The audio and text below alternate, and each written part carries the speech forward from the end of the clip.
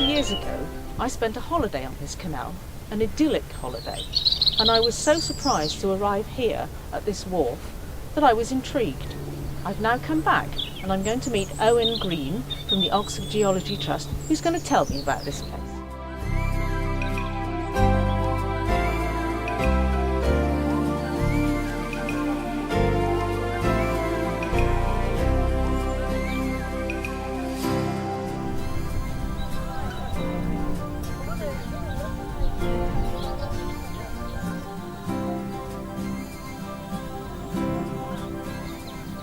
Owen, what an amazing place. How does this come to be here?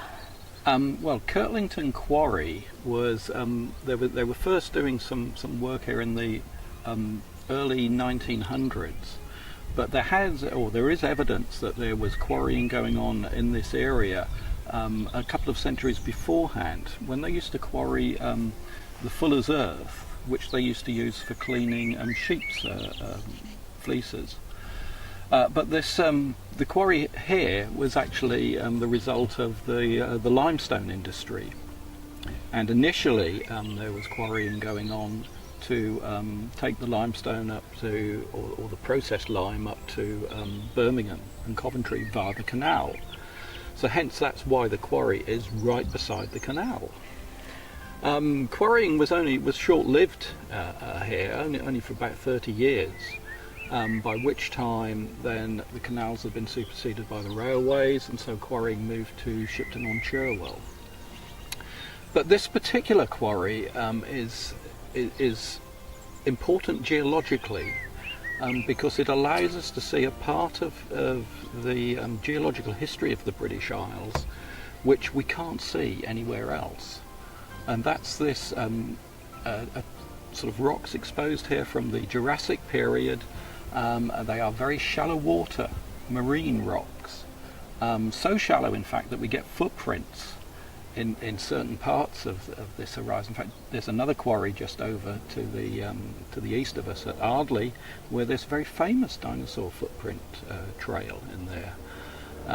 So that makes this a particular, very important locality.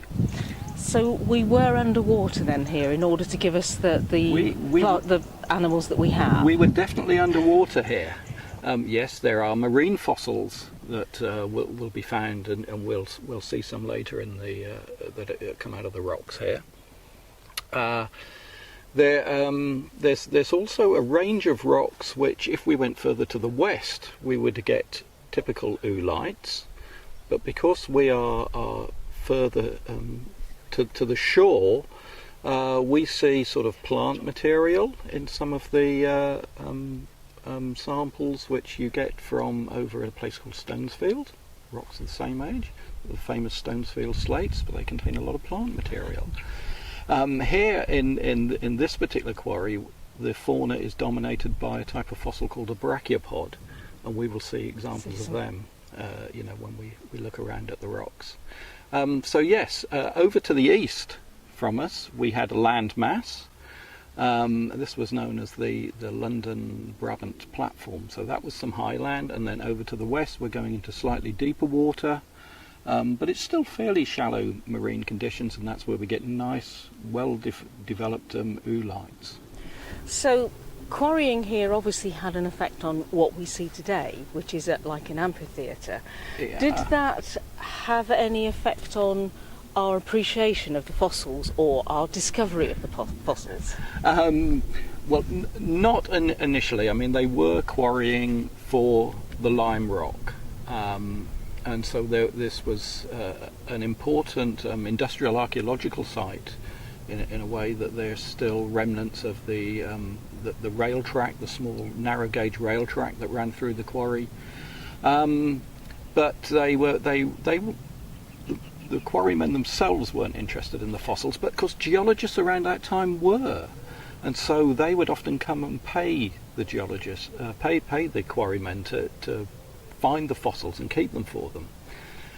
The quarry itself was described in the late 1920s by a geologist who was working at Oxford University, William Arkell, And Arkle visited the quarry and photographed it just after it had closed down in the 1920s, so we still see nice clean rock faces, and he could collect an awful lot of fossils from here, both the faces that we'll see exposed behind us, and also from the spoil heaps, which are in Washford pits just right near the canal.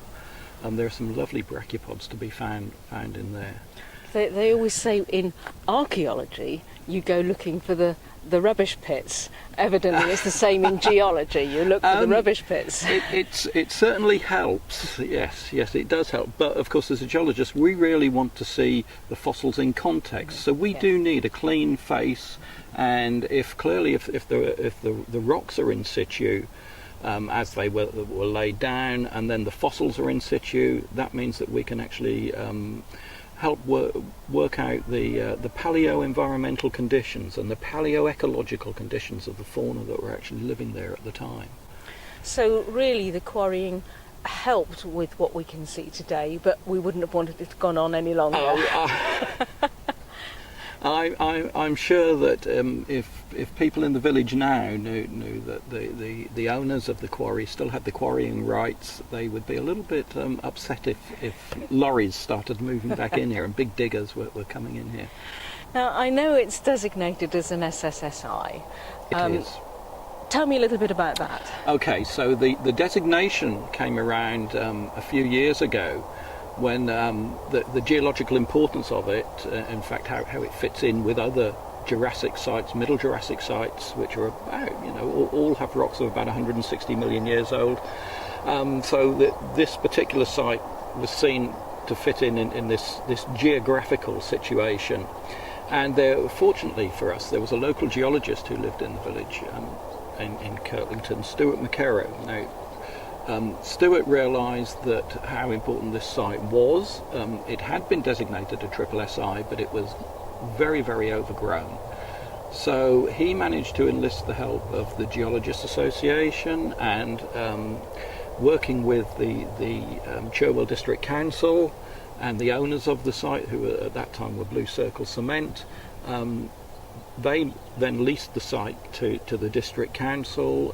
The GA then oversaw some clearance of some of the rock faces here so that we could actually see the geology. And Stuart ensured that this was known to the geological community so that its importance would be maintained. Very important man then. He was a very important man, and of course we've now named the trail that goes around through this through the quarry and down by the canal. We've called this the McKerrow Trail in his honour. Very fitting. Yeah, it is.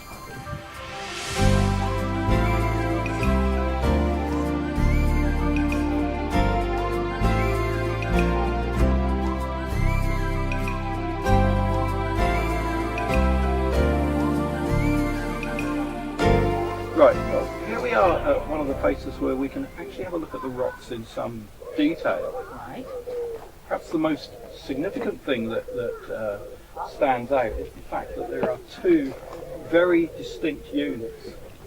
There's this upper unit, which is much more resistant than this lower unit down the bottom. And the upper unit, you can actually see, has got a predominantly flat bedded fabric. And if you look very carefully, you'll see that some of these beds actually pinch out. So they appear to be like dunes, actually either going into the rock that way, or you can see them along the stripe of the rock. And it's actually quite a massive bed up here. This one is at least, half a metre thick. And then above it we go into rocks which are not quite as hard. So the rock above and below have probably got more clay material in them, which makes them less resistant. But the unit below, if we look very carefully and very closely at that, you can see it's quite bobbly. And that's because, there's a bit that's broken off, it's actually packed full of the little fossils. Now this was the horizon that they were quarrying.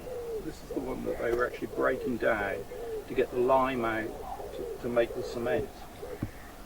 The unit above, say it's a little bit harder, is from a layer known as the forest marble, and these have all been given local names as well. So we get names like the Bladen Beds, the Ardley Formation. The unit below is packed full of these brachiopod fossils, and this is known as the Epithyrus limestone, because that's the name of the fossil that we find in there. If we look at it in a bit more detail under a microscope, we would actually see that there's a lot more fossils in it. One of the things that you can see is that although there are fossils in here, they don't actually weather out, because the fossils are made of the same composition as the actual rock itself. So it's a very fine sort of type of limestone known as a micrite. But the fossils can be extracted when you actually heat the rock, and that's of course what they were doing when they were actually processing it for the lime. And so we will find our best fossils in Washford pits over there, and we'll grub around and hopefully find some there. Let me show you the close-up of some of the. This is the sediment from the forest marble, and if you look closely at that, you can see that there's a clast of clay material in there. But if you look closely at this surface, you'll see it's got lots of little rounded grains in it. These are known as ooliths. These form oolitic limestones, most of which, or nice clean oolitic limestones, you actually find in the Cotswolds, where the rocks are just 100% oolite. If you're using a hand lens, have a look. Never go without a hand lens. I can see there's some nice rounded grains in here, not in contact with each other. You'll be able to confirm it now. So if you put the lens close to your eye and then bring the rock up, so it's in focus. Yeah? And you can see the little ooliths in there. So these are grains which have been rolled around on the sea floor. And when you look at them in thin section, they've all got little concentric layers inside them as they've picked up more and more micrite. They've been rolled around in the tidal conditions. So again, that's more evidence for this being both shallow water and near shore.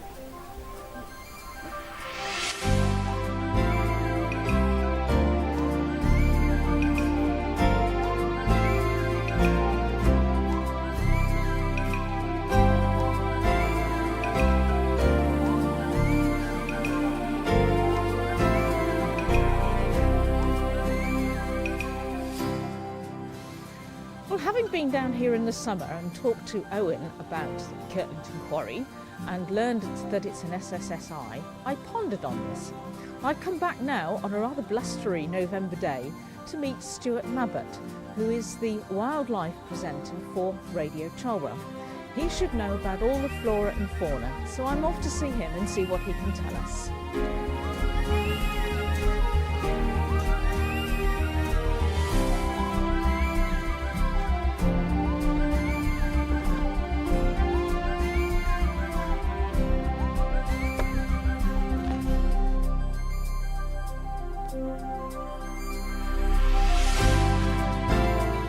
Stuart, good to see you here. I asked you to come because I've learned that this place is an SSSI because of the geology.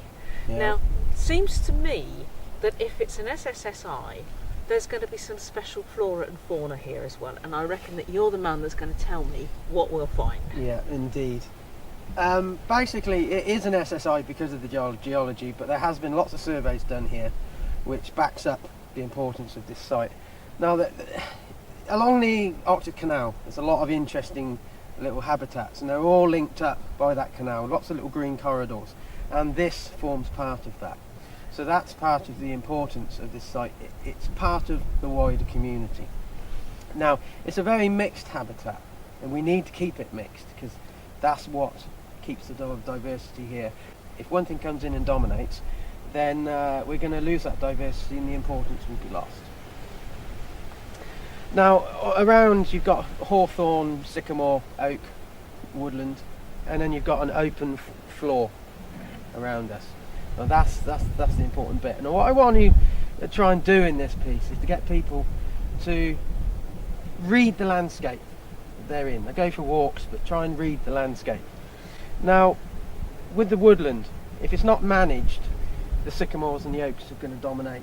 The smaller things will die out. Now there's been a survey done here relatively recently of mosses. There's lots of different types of mosses in those woods. If it becomes too dense, some of those mosses will die out because they're very host specific. Some mosses only grow on certain trees.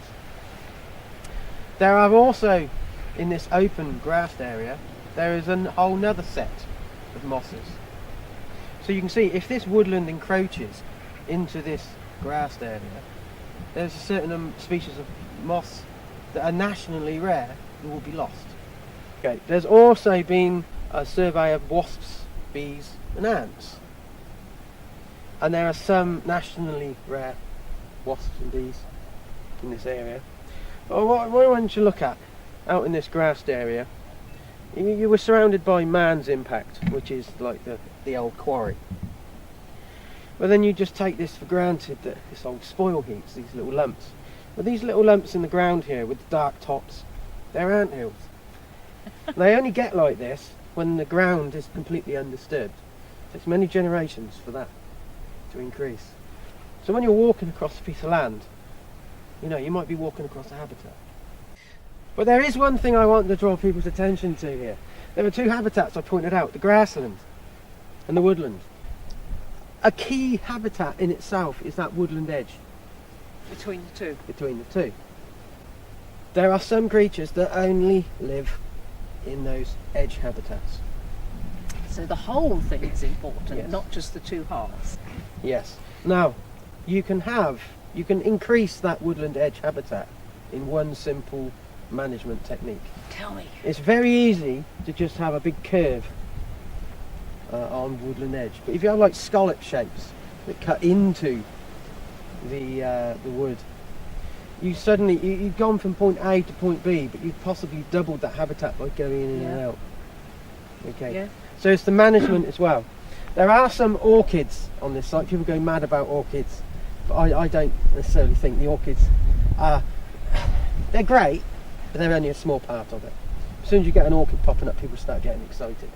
But if that gets people's enthusiasm, great. The one thing I would like to finish off on this is, behind me here we have a fire pit. Somebody's come out, probably with their kids, gone back to prehistoric times, lit a fire. I have made fire. Fantastic. It's great if people have come out and enjoyed the countryside. But I've said there's mosses that are only growing in this open area. You have to be careful where you're lighting fires, because you could light a fire on the rarest plant. It's not about big things, it's small as well. So now we come across to the edge of the woodland where there's all sorts of things growing in the trees, and basically I just wanted to get you to look at what's on the ground. There are a whole range of things that are growing on this woodland edge that aren't growing into the wood and aren't growing out here. There's ground ivy, there's actually some ground miniature strawberries, there's some little dead nettle, but you get this old man's beard up here. But there's just things that grow in different places, and you can begin to see the scallops I was talking about along here. But there's something I want to show you, is down here. I often say conservation is the maintenance of different levels of decay. Now this is dead wood from the hawthorn that is growing above. Now you can go very wrong with dead wood. The insects on living plants are very host specific. The insects on dead wood are host specific. So say for example you've got huge amounts of hawthorn growing, there's no point bringing in huge amounts of dead wood from beech woodland, because the things aren't going to be in the area to attract.